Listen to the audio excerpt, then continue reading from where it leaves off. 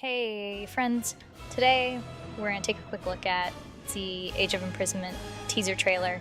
This is a lot of stuff that's been covered everywhere, and so what I'm going to be focusing on is things that myself and others have found that haven't really been talked about anywhere too much yet.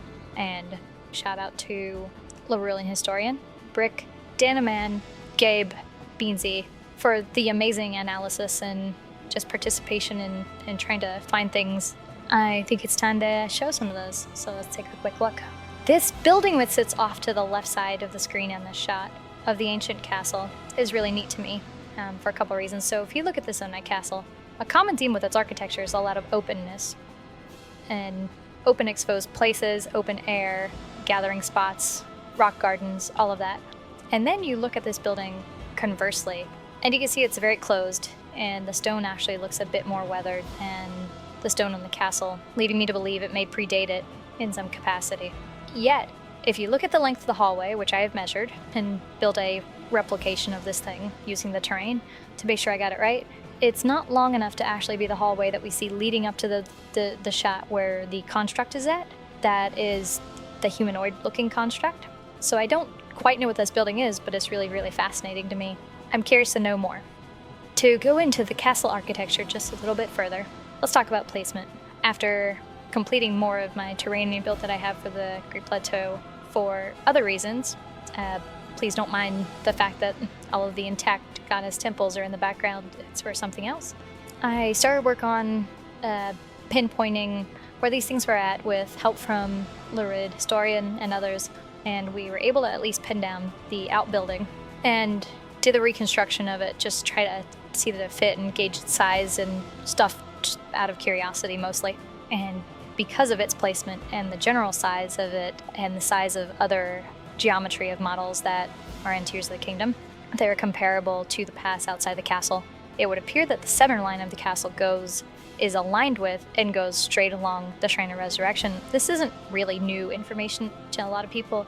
A lot of people had talked about this for a while, but what I think is really interesting is if you look at the castle from the shots and you figure out and realize like where the shot in the opening in the trailer is actually taking place from, it would appear that the circular colonnade entrance at the bottom would actually line up with the entrance to the Shrine of Resurrection itself. So it'll be really, really interesting to see what that is and what it was at that time, especially given that there was like this whole secret passage layer underneath there with that the Yiga came to inhabit, and obviously it had been there before that moment.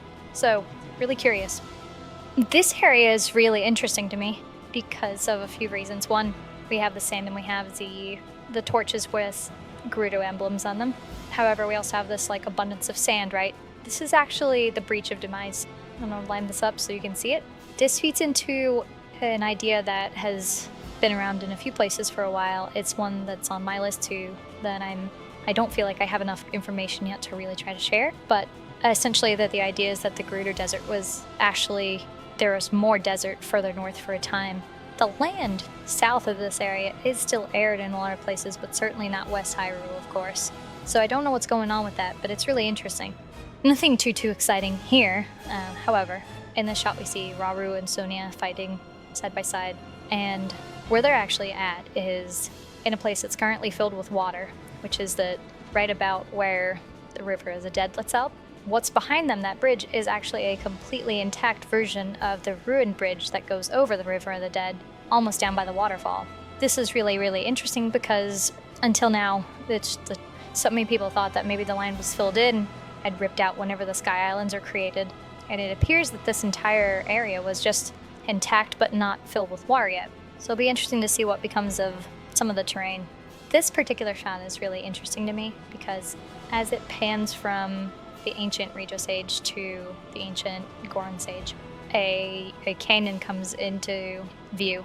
And at first, I almost thought that this was Dueling Peaks, except for the fact that it wasn't split yet, and it isn't split even when Zelda electrocomifies. So it took a little bit more review, and in the background, we noticed that there are ruins in the style of the era of the goddess Hylia. So immediately that narrows it down to either Tanagar Canyon or Lemire Promenade. Tanagar Canyon has very reddish orange stone, brown kind of color, whereas Lemire Promenade does have a bunch of white stone and some gray rock as well. I'm assuming that this site is actually taking place in the promenade, the path of the promenade along the Nehru Road. Once again, be really interesting to see what becomes of that. It also does not appear to be filled with water yet either. Another really interesting thing too that we found is the ghosts, the gloom ghosts that kind of appear in different shots, like kind of fading in and out. Some of them have animations to them, and while analyzing yesterday, a number of people picked up on this and pointed out that this one particular ghost actually looks like an ancient LD series robot from Skyward Sword. And to really line this up, we ended up making a couple of comparisons to really try to like rule this out, and we haven't really been able to rule it out. Brick, who did a bunch of analysis for this, did a trace over of those robots and this ghost, and they line up pretty well. I ended up importing the actual robot model into Blender and making a gloom shader with a dissolve effect to try to see if I could like get close to it and like see like does the shape match. And I have to say I'm really flabbergasted by this one. It's really neat. So let's say that this is not a coincidence and it just happens to be a similar shape, because I could totally see that the bottom point on the bottom of the gloom ghost could make me see that they call these things like gloom guineas or something like that.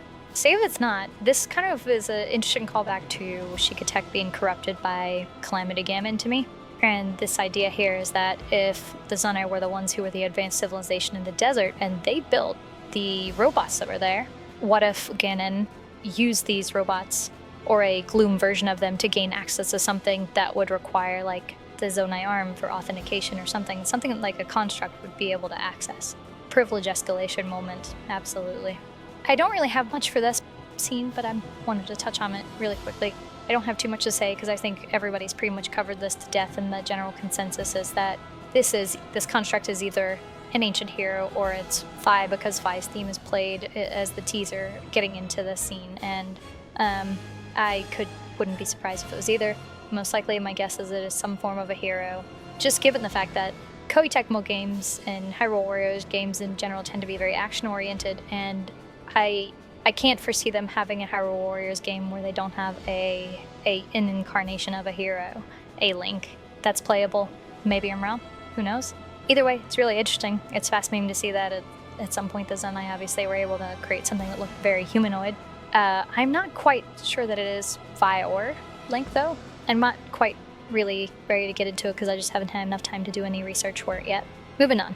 So for me, one of the things that I found the most interesting while reviewing shots with a bunch of people, I discovered in the background of the shot of Zelda and Aurorum fighting together that there is a Zonai room that we haven't seen before, and I think that is probably the most interesting discovery that I've made related to anything, because of course I've been cataloging all the runes that I find, even if these ultimately end up saying a thing or being randomly generated like so many others. I'd love to have them. But the fact that there's a new rune, a 15th rune, is really fascinating to me. And finally, we have the localization. I wanted to review it in a couple of different languages. Thankfully on hand we have Breck, who's a native German speaker, who translated that trailer back to English, and then we have the Japanese also translated back to English as well. Largely, all of them play out mostly the same way. There's very few differences between them. I think the big distinction here is that Raru at the end in English is saying, "There's danger here, I sense it," or something to that effect, right? Well, he actually says in Japanese is, "This power is too dangerous." So this, once again, is kind of falling in line with a long history of Nintendo of America sanitizing localized content for whatever reason. It's fine. It's interesting to know what he's talking about. I assume it's going to be the power of the Secret Stones, but my guess here would be based on his position that this is actually like him leading into the stone room to begin the stone room ceremony, where we pick up the Thou the Sage's memory and Tears of the Kingdom. I don't know if that's actually true. That's just my best guess at the moment. And then let's take a look at the German. We open with Sonia again, and look, translated back to English, she's saying, "Given a chance, he will stab us in the back. He wants to eradicate our kingdom." You have the line from the ancient Goron sage who says, "Our alliances matter now more than ever."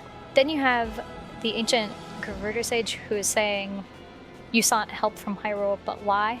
And a note from Brick, who is a native German speaker, says that the tone and the basically the way that this is said is indicating like kindly saying, out of everyone else on Earth, why would you choose Hyrule? then the "but why" part of that also is kind of conveying like a sad tone. Rarum says we must stop it, the sooner the better. It's probably referring to Gandalf, but it's not super clear in that case. So I think out of all of them, I'm really, really fascinated with, of course, the Japanese to English translation.